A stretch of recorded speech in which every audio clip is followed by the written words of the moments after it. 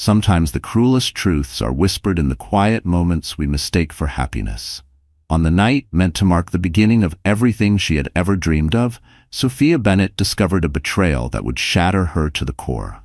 A pregnant bride, a picture-perfect celebration, and a devastating secret, all unfolding behind the gilded walls of her wedding.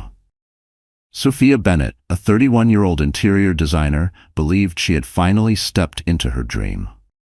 A grand celebration, a charismatic billionaire groom, and the sweet promise of forever.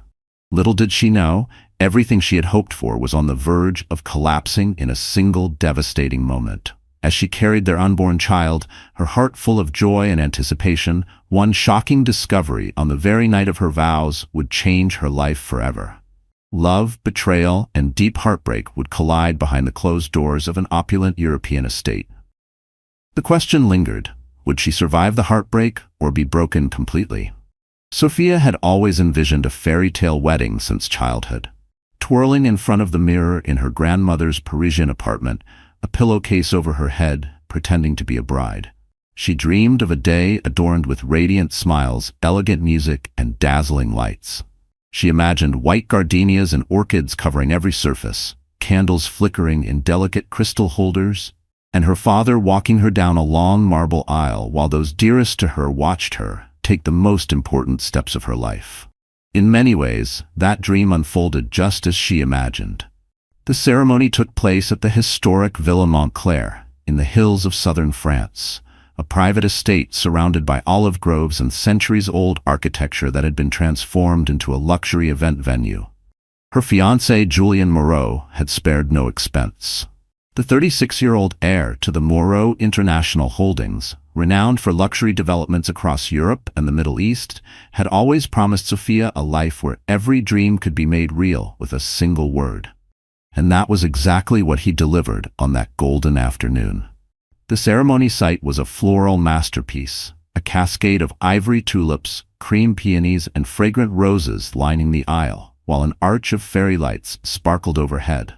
The soft sound of a harp floated on the Mediterranean breeze as Sophia's father, Edmund Bennett, walked her slowly down the aisle, tears forming at the corners of his eyes. Around them, guests sniffled behind delicately embroidered handkerchiefs. Julien waited at the altar, tall and poised. He wore a tailored tuxedo that fit his lean, athletic build to perfection. His dark brown hair gleamed under the sun, meticulously styled. When his gaze met Sophia's, a soft smile lit up his face, and for a moment the entire world fell away, leaving only the two of them. In the front row, Sophia's mother, Claudine Bennett, dabbed at her teary eyes, beaming with pride at her daughter. On the groom's side, Julien's mother, Celeste Moreau, maintained an elegant composure, though one could see the unmistakable pride shining in her eyes. Beside her sat his father, Lucien Moreau, who offered a stoic but approving nod as his son prepared to exchange vows. Celeste's gloved hands clutched a delicate lace handkerchief, an heirloom passed down through generations of Moreau women, though her fingers trembled slightly, betraying an emotion far deeper than her poised expression allowed. Sophia's ivory gown had been custom designed by a close friend of the family, a renowned couturier who had dressed some of Europe's most celebrated actresses. Delicate lace traced intricate patterns across her bodice, and the train cascaded behind her like a rippling sea of white silk. Very few knew she was already several weeks pregnant. Her small bump was cleverly hidden by the thoughtful cut of her gown. Although they had initially planned to wait, the pregnancy hadn't been an unwelcome surprise. Sophia saw it as the perfect start to their new life, and Julien had sworn he was overjoyed about the child. Still, in fleeting moments, she had caught a strange distance in his eyes when they spoke of the baby, as if his joy flickered, guarded behind a mask. She had pushed the thought away, blaming nerves. As she approached the efficient Father Alphonse Dubois, a longtime family friend, he smiled warmly. A profound hush fell over the gathering. Even the birds in the surrounding cypress trees seemed to pause in reverence. When Sophia reached Julien, he took her hands in his. She felt the comforting warmth of his fingers, and for a brief second her mind wandered back to the day she first realized she loved him. It had been years ago, in her modest Rome apartment, when he'd shown up unannounced, arms full of groceries, determined to cook her a birthday dinner. He'd burned nearly everything, and they had laughed until their sides ached. In that moment, she knew she was in love. But now, standing in front of him in her wedding gown, that memory felt distant, almost fragile.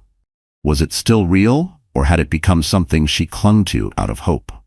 "Dearly beloved," Father Alphonse's voice echoed, beginning the formalities, calling everyone to witness the union of Sophia Bennett and Julian Moreau. Sophia glanced around, soaking in the golden sunlight, the shimmer of the chandeliers, and the hushed excitement that rippled through the air. It felt like a dream. But in that quiet, she failed to notice the sidelong glances from a woman in a pale blue gown seated near the back, or the subtle tension tugging at the corners of Julian's otherwise confident smile. Had she seen those signs sooner, the tightness in his jaw, the flicker of unease in his eyes when he looked toward the crowd, perhaps she could have braced her heart for what was to come. The vows were exchanged in deeply personal speeches that left guests wiping tears or smiling uncontrollably. Julian's voice, calm and sincere, rang out as he pledged his loyalty and unwavering love to Sophia. "I vow to protect you, to honor you, and to build a family with you, a family that will stand as a testament to the love we share," he said, gently squeezing her hands. Sophia's heart swelled. When it was her turn, Sophia's voice trembled as she began her vows. She promised to love Julian through every storm and every sunshine that life would bring their way, to walk hand in hand beside him, and to nurture the tiny seed of love that was already blossoming inside her. She felt a faint movement, perhaps her imagination, or a flutter from the little life she carried. It felt like an affirmation, as though the child within her was pledging loyalty too. Tears welled up in her eyes, but she blinked them back, determined to remember this moment not just with her heart, but with perfect clarity. A wave of thunderous applause followed. They exchanged rings, sealing their union with a tender kiss. Cameras flashed from every direction, capturing a moment that would soon grace tabloid covers.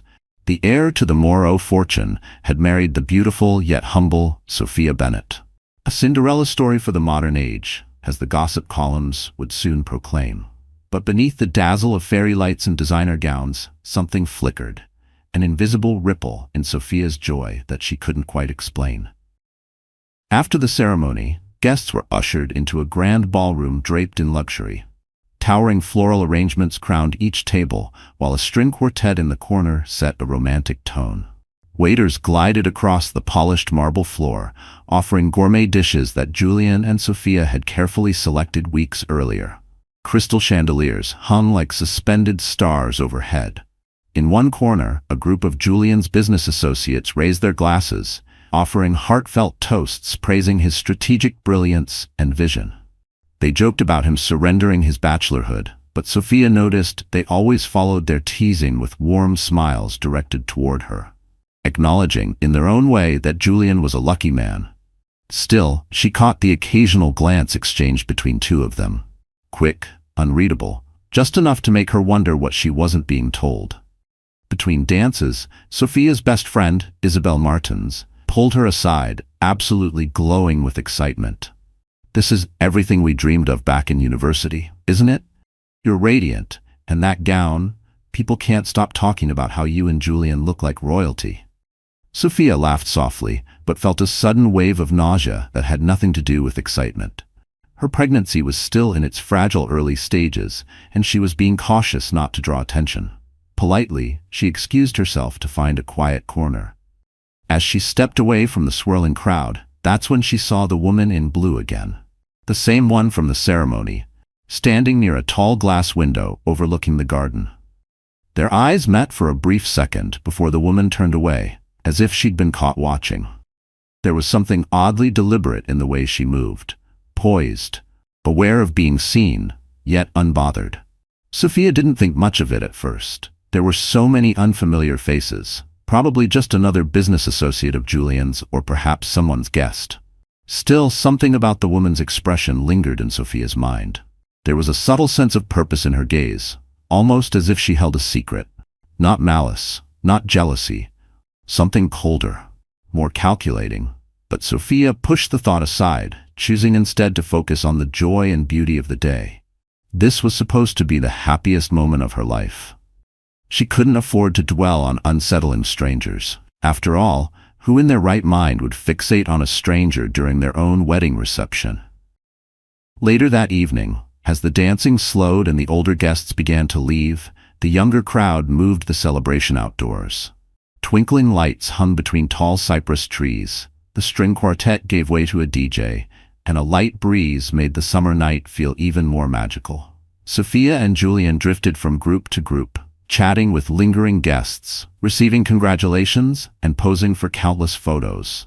Laughter came easily, but Sophia couldn't shake the feeling of being watched, like a second presence hovering just beyond the edge of her vision.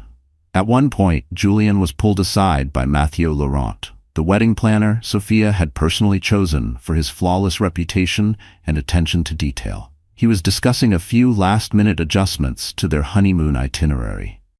Left alone, Sophia wandered toward a tall stone fountain nestled in a quiet corner of the garden. The gentle sound of water splashing provided a calming break from the music and conversation. The sound seemed to muffle the world for a moment, as if time paused just for her. Just as she was about to slip inside to change into her after-party dress, she saw the woman in the pale blue gown again. She stood across the lawn, partially concealed behind the trunk of a wide cypress tree. This time, their eyes locked for longer than a second, and a chill crept into Sophia's stomach. There was something in the woman's expression, something that felt both sorrowful and triumphant. It wasn't a passive look, it was intentional, measured, as if the woman had been waiting for her all along. Before Sophia could take a step toward her, Julian reappeared, his face flushed from dancing, his tie loosened casually around his neck. "Hey," he said, wrapping an arm around her shoulders. He pressed a quick kiss to her temple, then paused, noticing the slight furrow in her brow. "Is everything okay?" Sophia opened her mouth to say something, but hesitated. She glanced back toward the tree, but the woman was gone. Not just moved, gone. As if she had never been there at all. "I'm fine," she said softly. "It's just been a long day. I guess I'm a little tired." He smiled, brushing a strand of hair behind her ear. "It has been," he admitted. "Let's say our final goodbyes and slip away." They returned to the heart of the reception, where they were met with cheers from lively groomsmen and giggling bridesmaids. The last hour of the celebration passed in a warm blur of toasts, embraces, and tearful goodbyes. Sophia did her best to push away the lingering discomfort in her chest. She told herself it meant nothing, but her instincts whispered otherwise. Finally came the send-off, a shower of rose petals as Sophia and Julian made their way toward the car.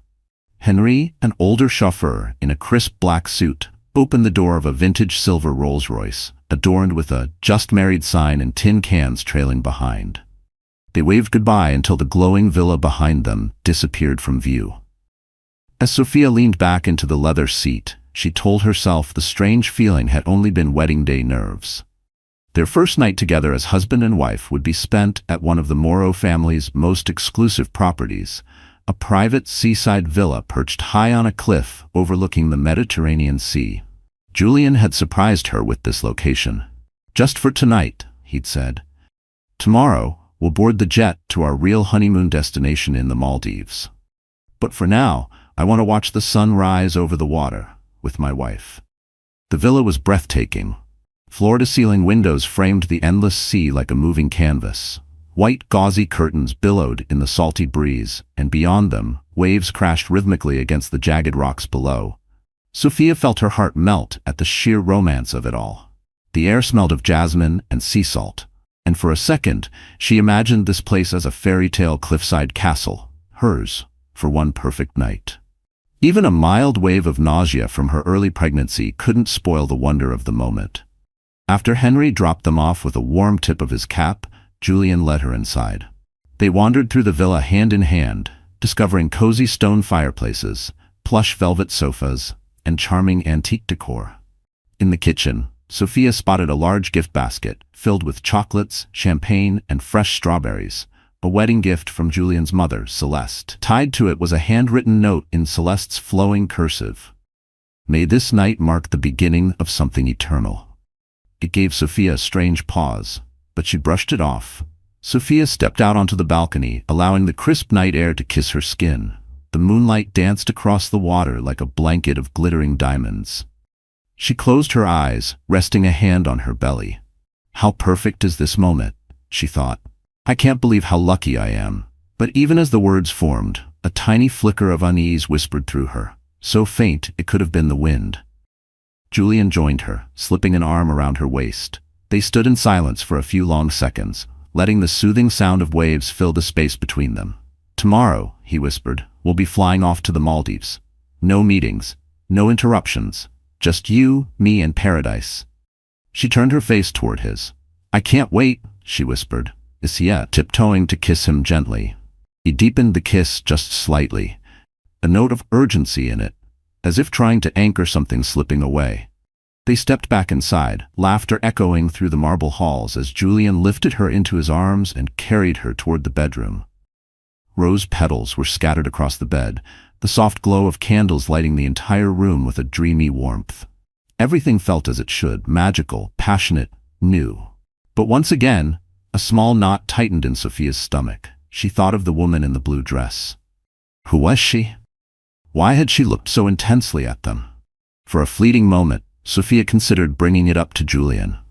Maybe he recognized her. Perhaps she was someone from his past, an ex, or a guest with misplaced emotions. Someone who had come to disrupt their day. Someone who had unfinished business. But as she looked into Julian's eyes, wide with affection and anticipation, she pushed the thought away. Tonight should be about them. Not shadows, not suspicions, not ghosts from another life. Sophia let the question slip, away as they sank into each other's arms, the outside world slowly melting into the background. Late into the night, as Sophia drifted into a peaceful sleep curled against Julian's chest, she felt safe. A soft breeze from the open balcony door kept the room airy, while patches of moonlight shimmered across the stone floor.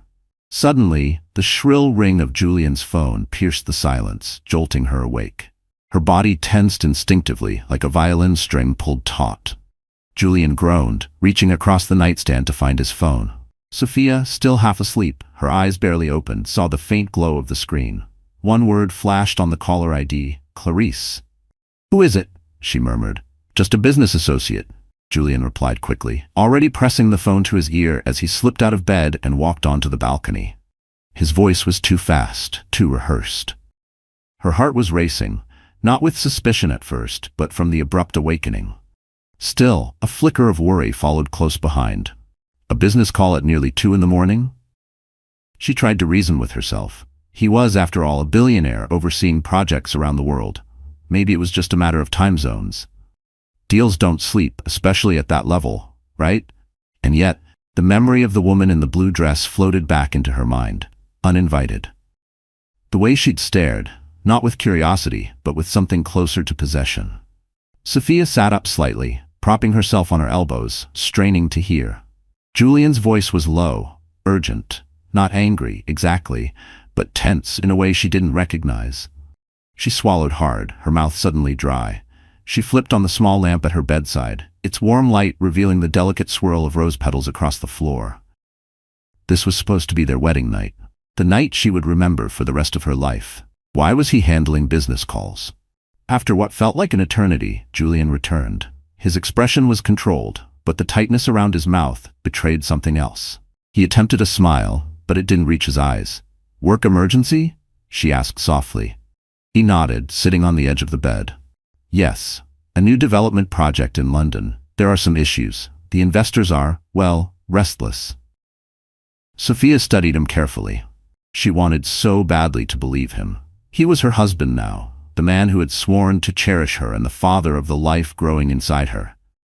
But something about his body language, the way he avoided eye contact, the way he held his phone like a shield, felt off.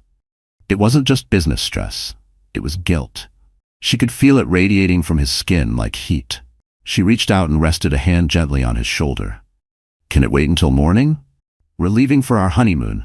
He hesitated, eyes still fixed on the glowing phone in his hand, as though expecting it to ring again. "Yeah," he said finally, forcing another smile. "I'll handle it in the morning." "Don't worry." Sophia tried to accept it. She lay back down, allowing Julian to curl around her once more. But as she drifted off to sleep, she couldn't shake the gnawing sense that their perfect day had been marked, tainted by something lurking just out of sight, waiting to strike. A splinter beneath the surface of a dream. By the time morning light filtered softly through the villa's white linen curtains, Sophia awoke alone. She rubbed her eyes and noticed Julian was already gone. The balcony doors were open, letting the scent of the salty Mediterranean air waft through the room. The antique clock on the nightstand read 8:12 a.m. They were scheduled to leave for the airport at noon. Padding barefoot into the living room, she found Julian pacing slowly back and forth, a phone pressed to his ear. He was half-dressed, just slacks and an open-collar shirt, his hair still damp from a quick shower. "Yes, Clarice, I understand that, but we agreed this wouldn't go public," she heard him say in a hushed but urgent tone. His voice cracked slightly on the word public, like a man trying to hold too many truths inside one breath. Sophia froze in the hallway. Clarice, the same name that had flashed on his phone the night before. Her stomach tightened. What had started as a flicker of doubt now began to cloud her thoughts with dread. Her heartbeat thundered, and an uncomfortable heat rose into her cheeks. Every instinct in her body screamed that something wasn't right, and she hated that she didn't know what. Julian turned suddenly, realizing she was there. He ended the call quickly and flashed an overly casual smile. "Hey," he said, too brightly. "You're up. Good morning, Mrs. Moreau." He opened his arms as if expecting her to walk into them. But Sophia didn't move. She fixed her gaze on him. "Julian, who is Clarice?" He hesitated for a fraction of a second, then gave a shrug that felt forced. "She's just an important associate. She's heavily involved in several of my European ventures. Things are a bit chaotic right now with some key deals falling through. That's all." He said it quickly, like someone reading from a script. "She needs to talk to you at odd hours, right after our wedding?" Sophia asked, her tone deceptively calm. Julian gave a short laugh that sounded hollow. "Time zones, business pressures, you know how it is. I'm sorry if it woke you. I didn't want to disturb you." His eyes flicked toward the phone still clutched in his hand. Sophia noticed the movement, noticed the anxiety flickering in his otherwise composed expression. The mask was slipping, and what lay underneath wasn't certainty. It was fear. She pressed her lips together. She wanted to trust him. She really did.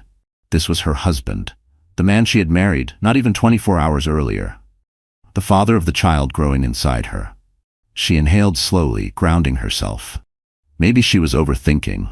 Maybe this was just business. "All right," she said at last, trying to sound nonchalant. "Let me shower and pack." Still, a wave of disappointment settled over her.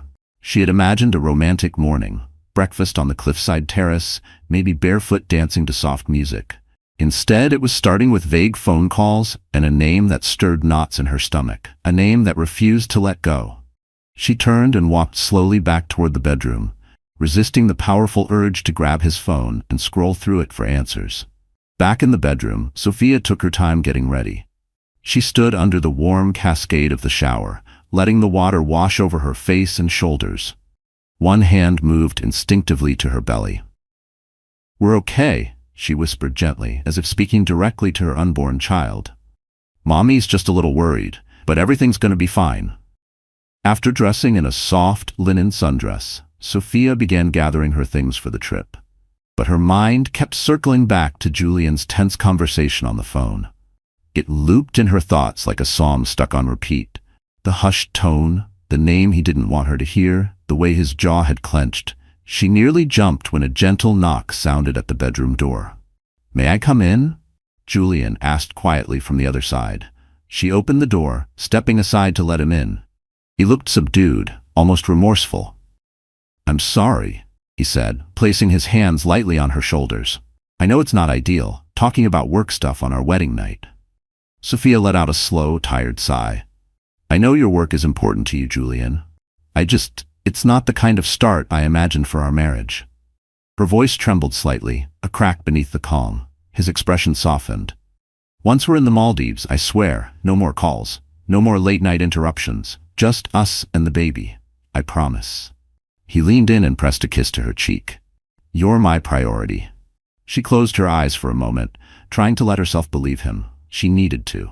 It was the vow she had made at the altar, to stand by him, in trust and faith, for better or worse. "Okay," she murmured, but even as she said it, the word felt thin, fragile, like a thread holding something unraveling. They finished packing and headed for the airport in a sleek black limousine. Julian sat beside her, but his attention seemed elsewhere, constantly flicking toward his phone, even though it remained silent. Sophia stared out the tinted windows, watching the French countryside blur by. She half listened as Julian murmured about flight schedules and first-class lounges. She wanted so badly to feel the thrill of it again. The honeymoon, the tropical escape, the promise of turquoise waters and candlelit dinners by the sea. The joy of newlywed life. But joy doesn't thrive in doubt, and doubt was now riding with them like a silent third passenger. But as they neared the airport, Julian's phone buzzed. He looked at the screen. His face tightened. Then, with visible reluctance, he answered the call.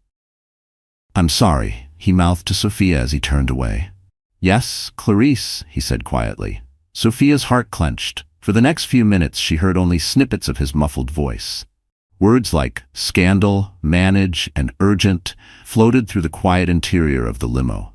The longer the call went on, the paler Julian became. When he finally ended the call, his knuckles were white from gripping the phone too tightly. He didn't look like a man handling a business crisis. He looked like a man being cornered by consequences. He turned to Sophia, eyes clouded with tension. "I have to make a stop. The flight to the Maldives will have to wait." "What, Julian? What's going on?"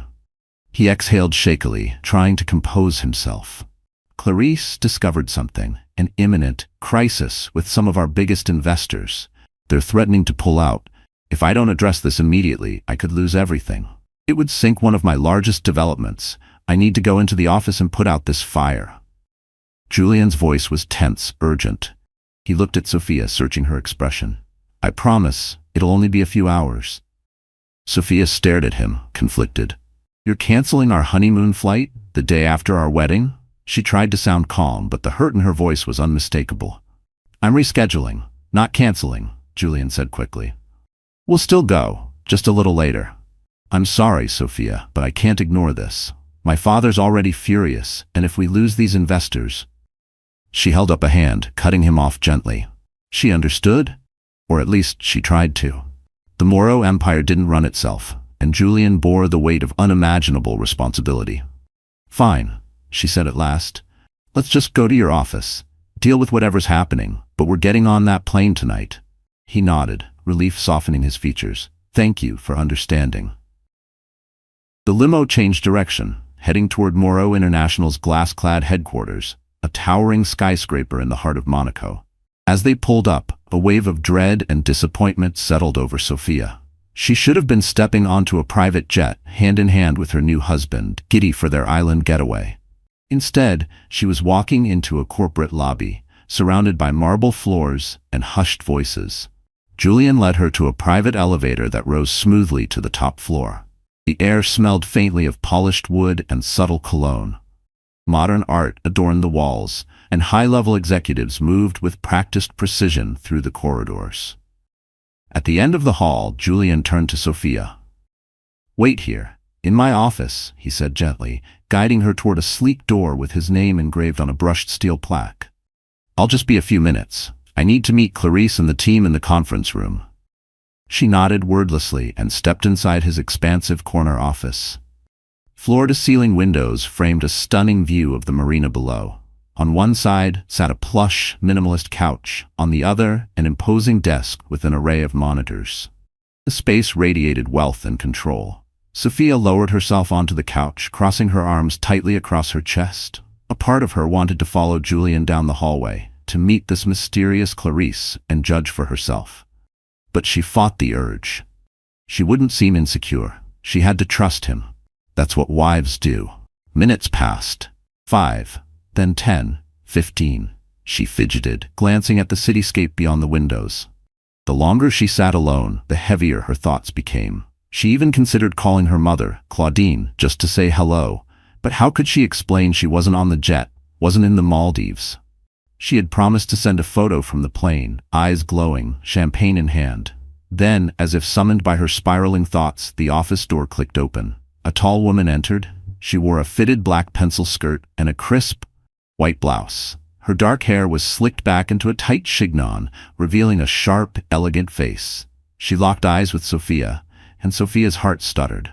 She recognized that face from the wedding, that unnerving presence, that gaze that lingered too long. "You," her voice faltered. "Were you at our wedding yesterday?" The woman's expression flickered, momentary surprise shifting quickly into something more composed, practiced. "I was," she replied smoothly. "I'm Clarisse Duval." She extended a hand. Her voice was cool, controlled. "I work closely with Julian on several international ventures." Sophia hesitated. Something inside her recoiled at the thought of touching this woman, but she forced herself to be polite. She took the hand briefly. Clarisse's grip was firm, cold, confident. Not the handshake of a stranger. It was the kind you gave to claim territory. "I see. Julian told me you're a business associate," Sophia said. Clarisse's lips curved into a smile, though it never reached her eyes. "Indeed. I'm sorry if I startled you at the wedding. I needed to speak with Julian about an urgent matter. I was invited by one of his colleagues. Small world, isn't it?" Her gaze dropped for the briefest second to Sophia's belly, then returned to her face. "Congratulations, by the way." Sophia's mind reeled. Why had Julian let this woman, someone who clearly unsettled him, attend their wedding? Or had she come uninvited? 1,000 questions swirled, her intuition screamed, but she had no facts, just a growing ache behind her ribs. "Thank you," she said quietly, barely above a whisper. "Is the crisis resolved? We're supposed to be on our honeymoon." Clarisse's smile twitched slightly. "Julian's working on it now. Big deals come with big responsibilities, as I'm sure you understand." There was an edge to her voice, sugar-coated and sharp. There was something in her tone that made Sophia bristle, as though Clarisse were implying she wouldn't understand the complexity of high-stakes international business. "Right," Sophia replied, forcing a nod. She straightened her posture. "Well, I'm sure Julian can handle whatever comes his way." Her voice held firm, but her spine tensed. This wasn't small talk, it was a test. Clarisse arched an eyebrow. For a beat, the air between them filled with quiet tension. Sophia found herself taking in Clarisse's appearance, flawless makeup though a faint smudge of lipstick sat slightly askew, and a subtle mark near her collar. A bruise? A crease from something more intimate? The implication hit her like ice down her back. Before Sophia could dwell on it further, the office door opened. Julian stepped in, stopping short when he saw the two women together. A flash of alarm crossed his face, but it vanished as quickly as it came. "Clarisse," he said tightly. "I told you I'd come find you. Why are you here?" "I just wanted to make sure everything was all right," Clarisse replied smoothly. "I saw your lovely wife was waiting alone, so I introduced myself." "No harm done, I hope," Clarisse said with a smooth smile. Julian's jaw tightened slightly. "We'll continue in the conference room." He turned to Sophia, offering a forced smile. "I'm sorry, but would you mind waiting here a bit longer?" She nodded, though her insides twisted. He gestured for Clarisse to follow him out. As she walked past, Clarisse's eyes flicked toward Julian, and something passed between them. Something unreadable, but cold. Something shared. Something Sophia wasn't meant to see. Pity? Triumph? Whatever it was, it made Sophia's blood run cold. The door clicked shut behind them. Alone again, Sophia stood frozen, a knot of anger and fear swelling in her chest. That woman's presence wasn't random. There was something deeper going on, something that threatened the fragile foundation of her brand-new marriage. It was like watching cracks form beneath glass, each one spider-webbing faster than she could stop. She took a shaky step toward Julian's desk, nerves buzzing beneath her skin. His phone lay there, the screen dark. For a moment, she considered opening it, digging through emails, messages, anything that might explain this. But guilt surged up like a wall. She couldn't, not yet. If she crossed that line, she wouldn't be able to return to trust. Not even the illusion of it. Instead, she paced the room, chewing on her lip as the minutes dragged by. 5, 10, 30. Nearly an hour passed before the door finally opened, and Julian returned, his shoulders heavy with stress. He didn't look her in the eyes. The air that followed him into the room felt colder. "We need to push the flight until tomorrow," he said quietly. Sophia's heart dropped. "Julian, you promised we'd leave tonight." "I know," he replied, running a hand through his hair. But this is bigger than I expected. I need more time to lock in the investors. It's not just about my father's company anymore. Thousands of jobs are tied to this. If it collapses, it'll be a disaster for everyone. Just one more day, Sophia, please. She stared at him, tears stinging behind her eyes. Her voice trembled despite her best efforts to sound steady. Are you sure it's just about the investors? He paused, his gaze finally met hers, and for a second, something unreadable flickered there. Something heavy. Something that wanted to confess but didn't. If it is, he said softly, I promise, just trust me. Against her better judgment, she nodded slowly. All right, Julian, one more day. The words left her mouth, but her heart recoiled. He stepped forward, pressing a kiss to her forehead. You won't regret this. I'll fix it. Then we'll go on our dream honeymoon. Julian arranged for them to stay the night at his Monaco penthouse, a place Sophia had visited a few times before. Though beautiful, it always felt more like a pristine showroom than a home. Floor-to-ceiling windows revealed sweeping views of the bay and harbor below. The decor was sleek, minimalist, every curtain, light, and temperature setting controlled by a sophisticated smart system. It was stunning and sterile. A perfect metaphor, she thought, for a life built on surface perfection. When they arrived, Julian apologized again for the delay and offered to make dinner, an unusual gesture given his typically jam-packed schedule. It was a rare gesture, given Julian's demanding schedule. Sophia tried to appreciate the effort, but her appetite was dulled by worry as he moved quietly through the sleek, modern kitchen. She wandered the living room restlessly, a growing sense of unease curling in her chest. There was something intangible in the air, as if someone else had recently been there. A faint floral scent lingered on one of the pillows. Was it just a room spray or something else? She sank onto the sofa and flipped through channels on the oversized television, but nothing held her interest. Her thoughts kept drifting, looping back to the same place. Eventually, Julian returned with a simple plate of pasta and a tall glass of sparkling water. Sophia forced a smile and accepted the food. Thank you. He sat beside her. His gaze was gentler now, softened by the quiet of the room. I'm really sorry, Sophia, he said. I know how much you were looking forward to the Maldives. She exhaled shakily. I understand. Business is demanding. I just hope this doesn't become a pattern, Julian. Our relationship, our marriage has to come first. Especially now with the baby. He reached across the cushion, placing a gentle hand on her stomach. I know, he murmured, and I promise, I won't let you down. After tomorrow, everything will be perfect. She nodded, wanting desperately to believe him. They ate in silence for a while. The only sound was the low hum of traffic far below the penthouse windows. Then Julian's phone buzzed again. He glanced at the screen. His face fell into a deep frown.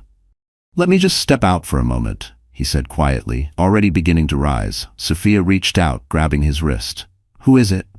He hesitated, then sighed. It's Clarice, again. Tears pricked her eyes before she could stop them. Julian, you can't keep doing this. You can't keep dropping everything to answer her calls. This is supposed to be our wedding night. Part 2, I guess. Her voice broke. I can't keep watching you put her above me. His face contorted with guilt and frustration. I'm sorry, she's working with the overseas investors. It's time sensitive. I swear, I'm not running off. I'll be right in the hallway. Just a few minutes. That's all. Sophia slowly let go of his wrist, unable to say more. He slipped out of the room. She stared at her untouched dinner. Her stomach knotted. Her appetite had vanished. Silent tears slid down her cheeks as she sat motionless in the dim, elegant room. Later that night, Sophia awoke alone. The digital clock on the nightstand glowed. 2:37 a.m. Julian wasn't beside her. The space where he should have been was cold to the touch. She sat up, worried. The city lights shimmered through the tall windows, casting eerie silver patterns on the walls. Slipping quietly out of bed, she padded down the hallway barefoot, her voice a soft whisper. Julian? No response. The penthouse was silent, save for the low hum of the air conditioning. Sophia moved from room to room. Living area, kitchen, even the second bedroom. Nothing. No Julian. Anxiety twisted in her gut as she rushed toward the foyer, wondering if he had stepped out for something. An emergency errand, a late-night call, anything. But then she noticed it. A narrow sliver of light glowing beneath the door of the home office. Her heart thudded painfully as she crept closer. Muffled voices spilled out, Julian's and a woman's. Smooth, deliberate. Clarice. Sophia's breath caught. The air around her thickened, like the calm just before a lightning strike. How could Clarice be in the penthouse at nearly 3 a.m.? "I told you not to come here," Julian said in a sharp, hushed tone. Urgent. Anxious. "This is insane. Sophia's here." Sophia's stomach flipped. Her whole body screamed for her to turn around, to walk away from whatever horror might follow. But she stood frozen, her ear pressed to the door, her body trembling. Every word was a blade. Every second, a cut. "Julian." Clarice's voice cooed, rich with a dangerous kind of intimacy. "I had no choice. The investors are threatening to pull out. If we don't—" "Enough about the investors," Julian hissed. "We agreed that after the wedding, you'd keep your distance." Clarice gave a short, bitter laugh. "Don't pretend this is just business. You can't stay away from me. You married her, but you still call me at night." Sophia's hand flew to her mouth to silence the gasp that rose in her throat. Tears blurred her vision. Disbelief tangled with raw devastation. Her body rocked as if from an invisible impact. Her soul recoiled. She leaned closer to the door, breath shallow, her world unraveling one word at a time. Julian's voice dropped. "Stop it," he said, but the words lacked the conviction Sophia needed to hear. "It was a mistake. I was weak." Weak, the word echoed like a curse. "A mistake?" Clarice spat. "That's not what you said when you were in my bed last week, whispering about how trapped you felt, how the whole wedding was a performance. You told me you'd rather be with me." Sophia's lungs tightened as if the air had been snatched from the room. Her knees trembled, her body ready to collapse. She wanted to crash through the door, scream rage, but she couldn't move. She was frozen in place, a statue of betrayal. The kind sculpted from shattered dreams. Julian sighed, resigned, defeated. "That was before I realized what I'd lose. If I left Sophia, my mother, my father, they made it clear. They'd cut me off. She's pregnant, for God's sake. Did you expect me to walk away from my own child?" Clarice laughed bitterly. "So, you married her for the sake of your inheritance. How poetic. And I'm just supposed to stand by watching your fairy tale wedding from the shadows, while I'm reduced to being the business associate behind closed doors?" "Clarice," Julian's voice cracked with desperation. "You knew what this was. We agreed." His voice broke off, like a man realizing too late the cost of the lie he built. "To end things. For now, at least publicly. If I lose my father's support, it's not just me on the line." Clarice let out a scornful scoff, cutting Julian off. "Spare me the excuses. I gave you everything. My time, my loyalty, my love. I believed we had a future." Her voice cracked slightly at the end, a war between bitterness and pain. Outside the door, Sophia's hand trembled on the knob.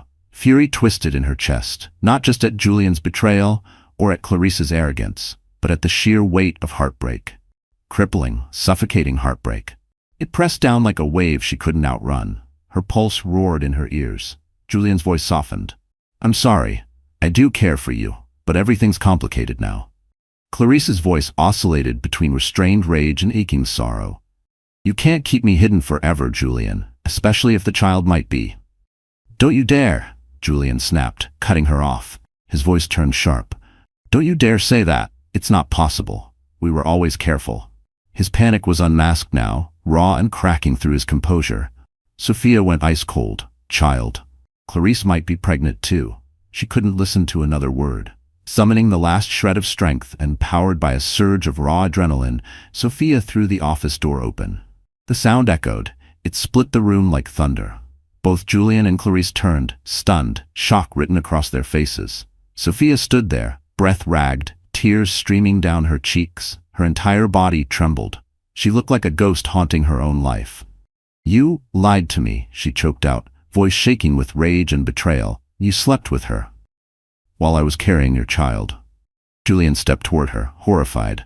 "Sophia, it's not what you think." She recoiled from his outstretched hand. Her glare shifted to Clarice, who now leaned lazily against Julian's desk, arms crossed, exuding smug control. Her eyes, however, flickered with something deeper, satisfaction, and beneath that, triumph. "Is that why you were at our wedding?" Sophia snapped, her voice cracking. "To watch your lover marry someone else?" Clarice gave a small shrug, unapologetic. "I had to make sure Julian knew. I wasn't going to disappear quietly. Not after everything he promised me. Sophia's tears flowed harder now, but her anger surged like wildfire. Grief and fury braided into something electric. She turned back to Julian. "You used me," she whispered. "Was any of it real? The vows, the love, the baby you said you wanted?" Julian's face twisted in anguish. "Sophia, it started before you got pregnant. I never meant for it to go on.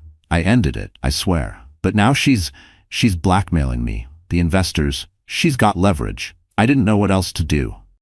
His voice was frantic, pleading, like a man slipping underwater, reaching for air. Clarice let out a cold, hollow laugh. "Don't put this all on me, Julian. You weren't exactly reluctant. You wanted me. Every moment of it." Her words sliced through the air like knives. Sophia turned her glare on Julian again. Her voice cracked, brittle and broken. "You told me you loved me. You made me believe we had a future, that you wanted a family with me. And all along you were building one with someone else behind my back. I gave up everything to be with you." Sophia whispered through trembling sobs. "My independence, my sense of security, I trusted you to protect me and our baby." Julian's face crumpled. "I do love you, Sophia. I never meant to hurt you. Please, just let me explain. We can fix this." Her shoulders shook violently as the heartbreak poured out of her. "Fix this," she cried. "How can we fix this, Julian? How can I ever look at you the same way?" Clarice cast a cold, mocking glance between them. "Perhaps you two need some privacy," she sneered, turning toward the door. But as she passed Sophia, she stopped. "I'm not going anywhere, Mrs. Moreau. Your husband and I still have unfinished business." Sophia's hands curled into fists at her sides. For a moment, she almost struck her, but she clenched her jaw and turned away instead, letting the tears soak her cheeks in silence. Clarice walked out, heels clicking across the marble floor with a sound that felt like triumph. Julian started toward Sophia, but she stepped back quickly, her eyes blazing. "Don't," she whispered. "Don't come near me." His hands trembled. "Sophia, please, I'm sorry. It was a mistake. You have to believe me. She's been manipulating me." Sophia let out a bitter laugh, even as the tears continued to fall. "Oh, so now you're the victim? Unbelievable." She placed a trembling hand on her stomach, the full weight of her pregnancy crashing down on her like a wave of cold realization. "I thought this was a real marriage. But you just needed me, for your inheritance. Was it ever love, Julian, or was I just convenient?" Julian looked down, unable to meet her gaze. "I did love you," he murmured, "but I was scared. If I didn't marry someone my father approved of, he threatened to disown me. When you got pregnant, it became the perfect solution. I could keep the company and have a family. But then Clarice—" "Stop," Sophia cut him off, her voice cracking. "I don't want to hear another word." She sucked in a shaky breath, trying to steady herself, her heart breaking open all over again. "You say you love me, but your actions prove otherwise." He reached out to touch her, but she slapped his hand away. "This is over," she hissed. "I'm leaving. I won't be part of your twisted deception. I won't raise our child in this toxic mess." His eyes widened in panic. "You can't just go. We're married. We can fix it. I'll end things with Clarice. I'll do whatever it takes." Sophia shook her head slowly, her tears splattering onto the polished floor. "There's nothing left to fix, Julian.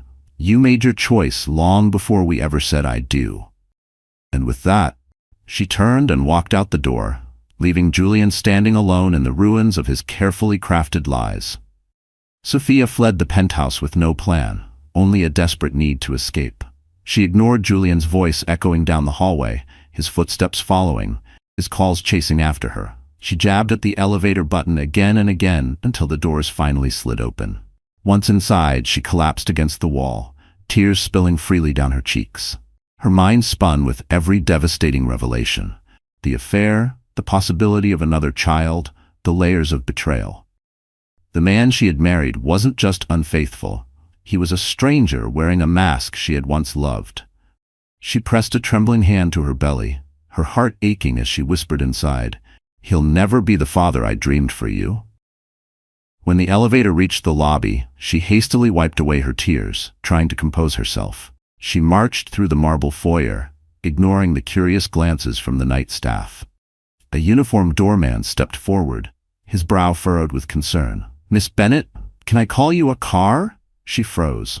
That name, Miss Bennett, pierced her like a knife. That dream of being Mrs. Moreau had lasted less than a day. Yes, please, she said quietly, refusing to remain a moment longer in Julian's world.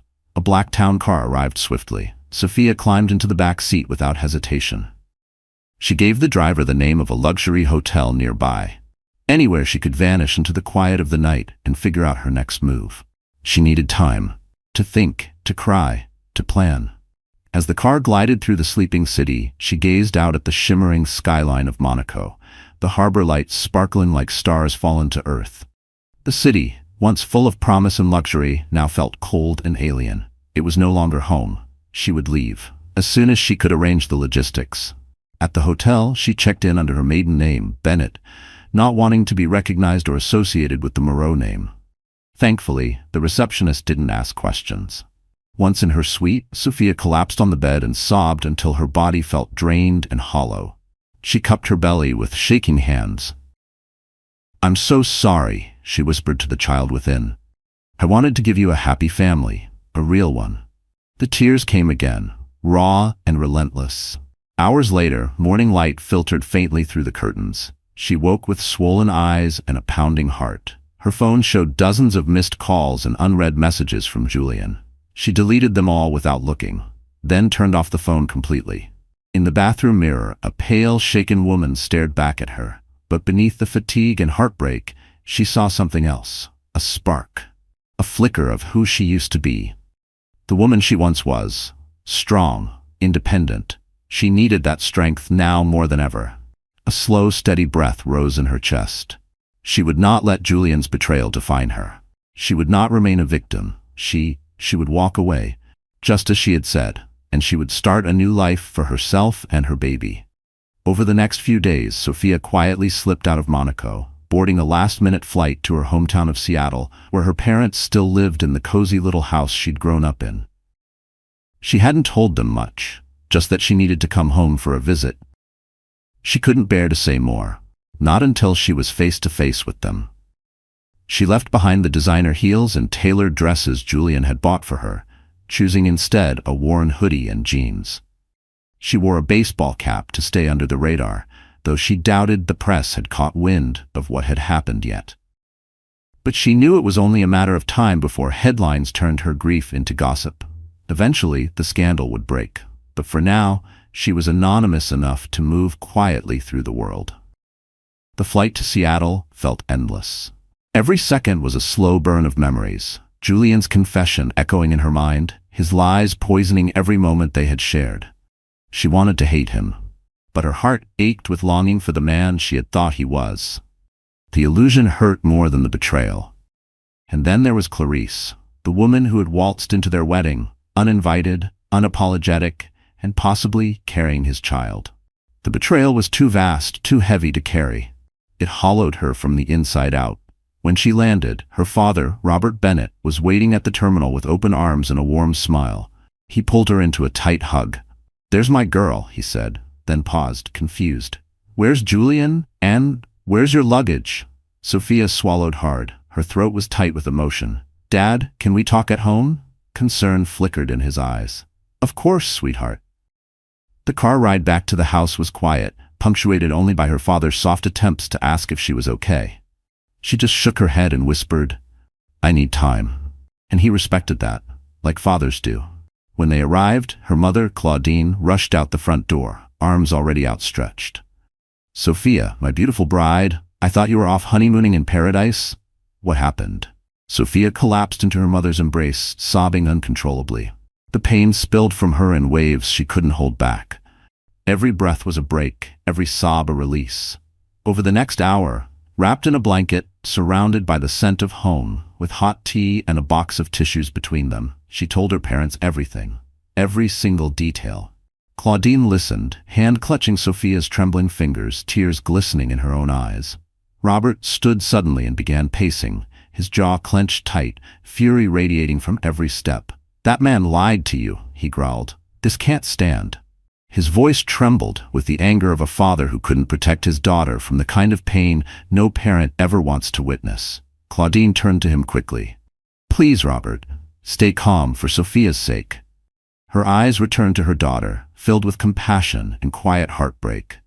"Oh, my poor darling, she whispered, gently brushing Sophia's hair back. I'm so sorry. Sophia sniffled, her voice barely audible.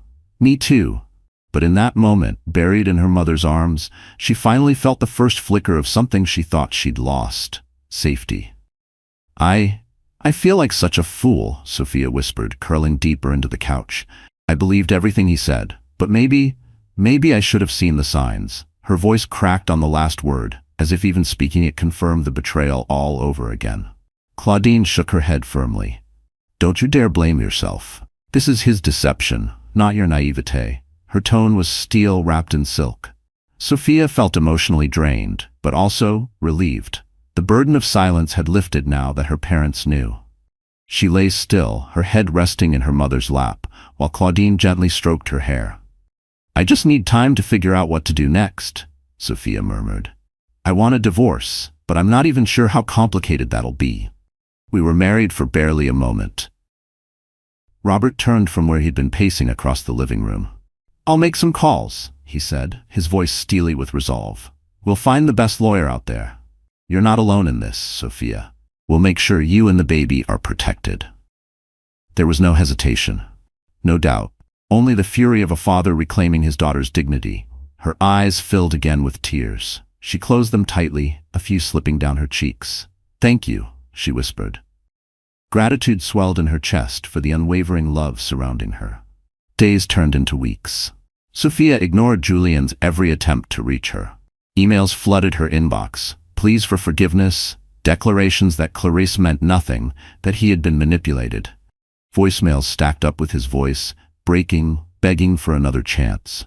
He even flew to Seattle, but Sophia refused to see him, because deep down, she knew that love without truth was a prison, and she refused to be locked inside it again. She knew if she saw his face again, she might fall apart all over again. Instead, she poured her attention into her pregnancy. She visited her old OB/GYN, who confirmed the baby was healthy, though the emotional stress Sophia carried was concerning.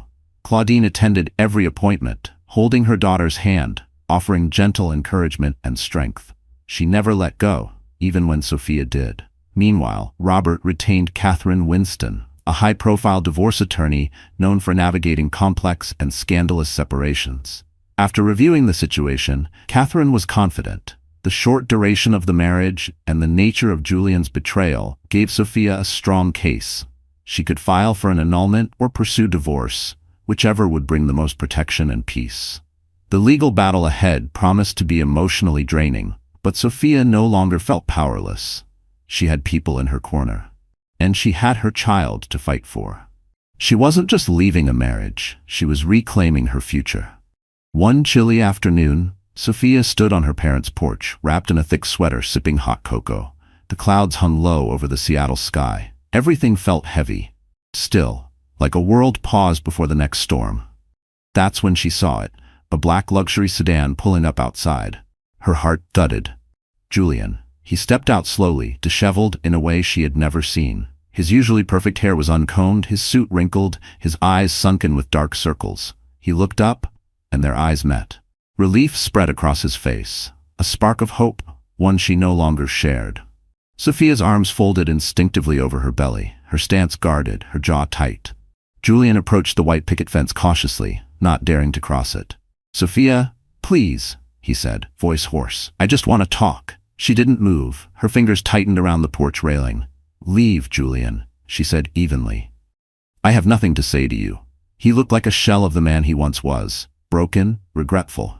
But she had no space left for his sorrow, not after drowning in her own. I did a terrible thing, he said quietly. I know you hate me, Julian said, standing just beyond the gate. But I need you to know. I've ended it with Clarisse, for good. He looked like a man unraveling. She was blackmailing me over some shady business dealings, he continued. But I've come clean. I told my father, I told our board. They're handling it now. She can't hurt us anymore. Sophia's heart twisted. You still don't get it, she said, her voice sharp with pain. This isn't just about blackmail. You cheated on me. You betrayed me. My trust. My love. He swallowed hard. I know, and I'll never be able to undo that. But please, let me prove I'm committed to you, to our baby. I'll do whatever it takes. I'll sign anything. Give you anything. Just give me another chance. Her voice trembled, tight with fury. You think you can buy me off? Like that's going to erase what you did? She blinked back fresh tears. You slept with someone else while I was carrying your child. No, Julian said quickly, shaking his head. It's not like that. I love you, Sophia. I do. I was a coward. I was terrified of losing everything, my inheritance, my place in the family. But now I realize how meaningless it all is without you. His voice cracked. I'm sorry. Sophia stared at him, her lips quivering. A part of her, small, buried deep, wanted to believe him, to collapse into his arms and pretend it could be okay. But the memories of Clarice's mocking tone, the lies, the betrayal, they were too real. Julian, she said softly, you made your bed. Now lie in it. I'm filing for divorce. His face crumpled. I never want to see you again. He reached into his coat pocket and pulled out a small velvet box. I was going to give this to you on our honeymoon, he said, opening it to reveal a delicate diamond necklace. It belonged to my grandmother. I wanted you to have it, a symbol of my commitment. Sophia's breath caught. Her lips trembled. Stop, she said, her voice barely above a whisper. I don't want your jewelry, or your apologies. Julian nodded slowly. Tears welled in his eyes. All right, he whispered, if that's what you really want. She forced herself to stay still, to remain cold, even as her chest burned. Leave, Julian. Don't come back. Tears traced down his cheeks as he turned, shoulders slumped, and walked away without another word. Sophia stumbled back into the house, heart pounding. The moment she shut the door, her legs gave out, and she collapsed to the floor, sobbing. Claudine rushed to her side, wrapping her arms around her daughter. In the weeks that followed, Sophia worked closely with Catherine Winston, worked diligently to finalize the divorce proceedings. Julian's lawyers attempted to negotiate, offering generous financial settlements and property arrangements. But Sophia wanted none of it. She didn't want to be tied to him, or to his fortune. What she demanded was simple: primary custody of the child, minimal financial support, and a swift, clean break. Surprisingly, Julian didn't fight her. He agreed to everything. Word soon reached Sophia that Clarice's blackmail scheme had erupted into a public scandal, sending shockwaves through the Moreau Empire. Julian's father, Lucien, was livid, but stood by his son publicly, quietly paying off certain parties to contain the damage. Clarice disappeared from the public eye. Rumors swirled that she was pregnant, but Sophia didn't want to know. It was no longer her concern. Within weeks of what had been her fairy tale wedding, Sophia Bennett reclaimed her maiden name. The marriage was dissolved. She felt both profound relief and aching sorrow. Relief for her freedom from lies, betrayal, and manipulation. But sorrow for the dream that had died, for the love she once believed in. Despite the heartbreak, Sophia found a new sense of purpose. She chose to stay in Seattle, close to the people who loved her. Surrounded by the quiet strength of her family, she prepared to raise her child in a place that felt like home. She applied for a remote position at a nonprofit she admired, an organization focused on women's health, and got the job. It gave her independence, stability, and meaning. She was determined to build a life where her child would be safe, cherished, and far from the toxic legacy of the Moreaus. One bright afternoon, she visited a quiet beach on Puget Sound. Standing at the shoreline, watching the still water ripple under soft sunlight, she rested a hand on her growing belly. We're going to be okay, she whispered. I promise, I'll give you all the love you need. A calm, quiet hope washed over her. It was the promise of a new beginning. Months passed, and Sophia was flourishing. She had moved into a cozy apartment in downtown Seattle, not far from her parents. She decorated it with soft colors and gentle touches. Light, airy curtains, fresh flowers, and calming art. She learned how to manage her anxiety. Focused on the present, took joy in the small things. The tabloids had moved on, chasing new scandals, and for the most part, the world left her in peace. Julian sent occasional messages, gentle, careful check-ins about the baby. Sophia never replied, but she read them. There was sincerity in his words, regret, maybe even redemption, but the razor-sharp sting of betrayal was gone. That chapter had closed. She was no longer his wife. She was a mother now. On a stormy November evening, Sophia's water broke. Robert and Claudine rushed her to the hospital, where she labored through the night, rain tapping softly against the windows. As dawn broke, she gave birth to a healthy baby boy. He had her eyes, dark, curious, and a soft tuft of hair. Cradling him against her chest, holding him in her arms, tears of love and relief streamed down Sophia's cheeks.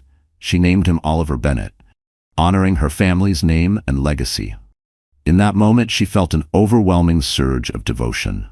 This tiny, perfect life in her arms wasn't just her son, he was her new beginning, her reason, her future.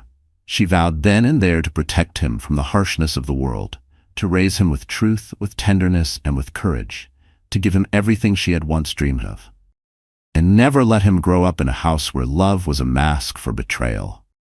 She didn't tell Julian about Oliver's birth, not right away. Only a week later, once her heart had steadied, did she send a simple message. Your son arrived safely. His name is Oliver. He's healthy and beautiful. Attached was a single photo, Oliver nestled in her arms, asleep against her chest. Then she turned off her phone and returned her full attention to the only thing that mattered now, the baby cradled against her heart. The only person whose love was pure, unquestioning, and eternal. No matter what storms might lie ahead, Sophia knew she had the strength to endure them. She had walked away from betrayal, on the very night that was supposed to be the most magical of her life, and emerged stronger, more resilient, more certain of who she was and what she deserved. And this time, she wasn't walking alone. Yes, her wedding night had been a nightmare. But from it came something deeper, something lasting, the unbreakable bond between a mother and her child, a love that no lie could touch and no loss could undo. Dear friend, thank you for joining me on this roller coaster of love, betrayal, and ultimate resilience. Sophia Bennett's story is more than a tale of heartbreak. It's a mirror for so many of us who've trusted deeply, fallen hard, and still found the strength to stand back up. Her journey reminds us of something the Stoics have long taught. We may not control what happens to us, but we always control how we rise from it. She could have let bitterness define her. She could have stayed trapped in silence. But instead, Sophia walked away from the ashes of betrayal and chose something far more powerful: self-respect, inner strength, and the pure love of a mother for her child. She refused to settle for lies, for manipulation, or for a life written by someone else's choices. And in doing so, she became something unbreakable.